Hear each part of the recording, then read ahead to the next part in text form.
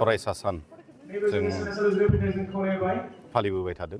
दुलाराय बर' फरायसा आफादा बिथांनि रुंसारि जानायनि उननिफ्रायनो दिनैनि सानखौ फरायसा सान हिसाबै फालिदों आरो बिनिनो गेजेरजों जोंनि दुलाराय बर' फरायसा आफाद, बर'नि गुबुन गुबुन माहारियारि आफाद आरो बर' हारि एज ए हल जों दिनैनि सानखौ बे फरायसा सान हिसाबै फालिबोबाय थानायखौ लानानै बड'फा उपेन्द्रनाथ ब्रह्मनि जि जोनोम सान बे 31 मार्चखौ दिनै 2023 मायथाइनिफ्राय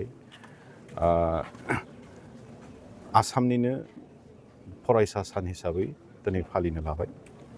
बे बर' हारिनि थाखाय मोनसे गेदेरथार एचिभमेन्ट। गुबुन गुबुन समाव माखासे मानसिफ्रा बड'फा उपेन्द्रनाथ ब्रह्मखौ गोबां खोथाफोर बुंदोंमोन। बिथांनि जिहेतु दुलाराय बर' फरायसा आफादनि आफादगिरि बिबान लानानै खामानि मावनाय समाव बर' हारिखौ जौगाखांहोनो, नासयजानाय, गादबनानै दोनजानायनिफ्राय उदां खालामनायनि जि मोनसे थांखिजों आरो बर' हारिनो मोनसे आलादा न'खर मोनसे सोरजिनायनि थांखिजों जि मोनसे आन्दलन बिथाङा जुरिबाय,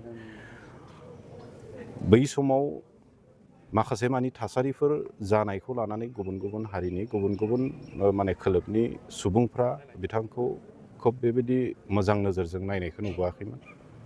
नाथाय बर' हारिनि थाखाय खोब गोग्गानाय जे बड'फा उपेन्द्रनाथ ब्रह्मखौ बर'नि बिफा हिसाबै जों मान होनानै जे मोनसे खामानि जों मावबोबाय थानाय आरो बिथांनि जि सान्थौ सानस्रि, बिथांनि बर' हारि आरो आसामाव थानाय बा भारताव थानाय गुबुन गुबुन हारिफोरखौ लानानै जि मोनसे साननाय, बिथांनि जि फिल'सफि, बेफोर गासैखौ निस्सय जोंनि नांथाब नाजानाय दुलाराय बर' फरायसा आफादनि जेरैबो बिथिङाव बिथांनि आइडिय'लजि प्रिन्सिपालखौ बयनिबो सिगाङाव मोनसे मेसेज हिसाबै लाना थांनाय, बेफोरनि गेजेरजों निस्सय गुबुन गुबुन हारिफ्राबो गुबुन गुबुन खोलोबनि सुबुंफ्राबो दिनै बुजिदों आरो बेखौ खोब गोथौयै सानलायलायनानै बुजि मोननानै दिनै बिथांखौ बर'फोरनि बिफा होननानै बयबो मान होदों।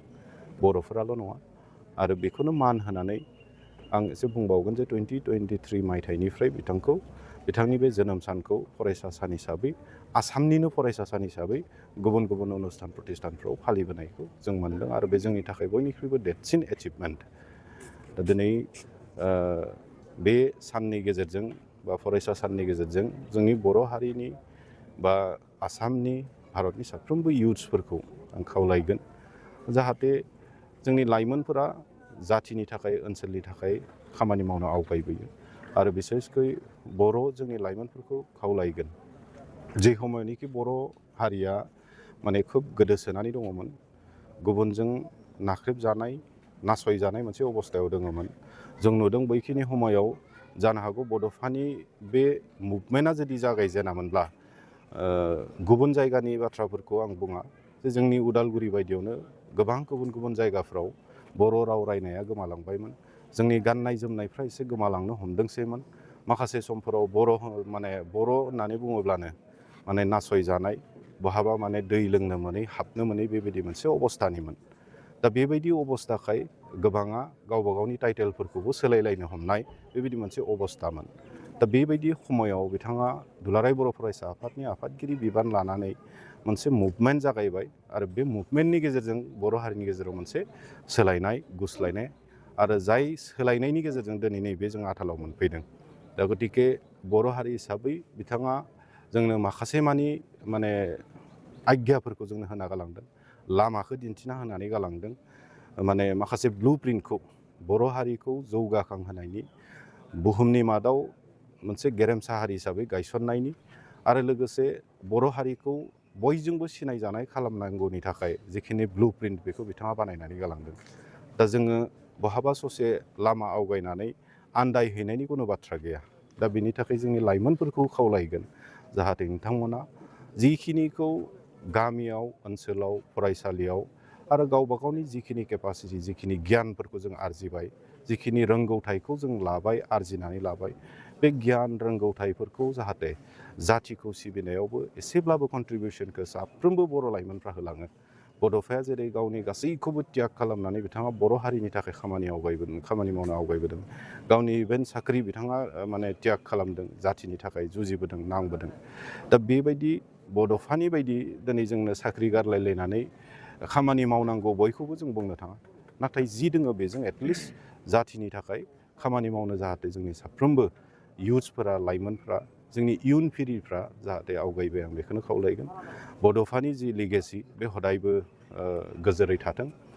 बिथांनि जिखि सान्थौ सानस्रि, बे सान्थौ सानस्रिया साफ्रोमबो बर' हारिजों फल'आप खालामजाथों, मान होनानै बयजोंबो माने बेखौ मावफुंथों। आरो बड'फानि जि मोनसे सिमां, बे सिमांखौ जाफुंसार महर होनायाव जाहाथे साफ्रोमबो बर' हारिनि सुबुंफ्रा, बेक्तिफ्रा जाहाथे खामानि मावो, आं बेखौनो दिनैनि नैबे हाबाफारिनि गेजेरजों आं खावलायदों। दिनै दुलाराय बर' फरायसा आफादा मोनफ्रोमबो जिल्लायाव मिरु नाङै बे हाबाफारिखौ फालिदों। उदालगुरि जिल्ला दुलाराय बर' फरायसा आफादा आम्बागाव दख'रा दुलाराय बर' फरायसा आफादनि मददजों बरिगाव हायार सेकेन्डारि स्कुलावहाय बे हाबाफारिखौ लादों। फुंबिलि समाव जों फिरफिला बिरहोनाय हाबाफारि लाबाय, बड'फानि मुसुखायाव बिबार बावनाय आरो बड'फानि जिथु लिगेसि बेखौ लानानै जोङो सावरायनो मोनसे लादों। बिथांनि जि जिउ जारिमिन, बिथांनि खामानि मावलांनाय, बेखौ जोङो सावरायनाय हाबाफारि जों लानाय जादों।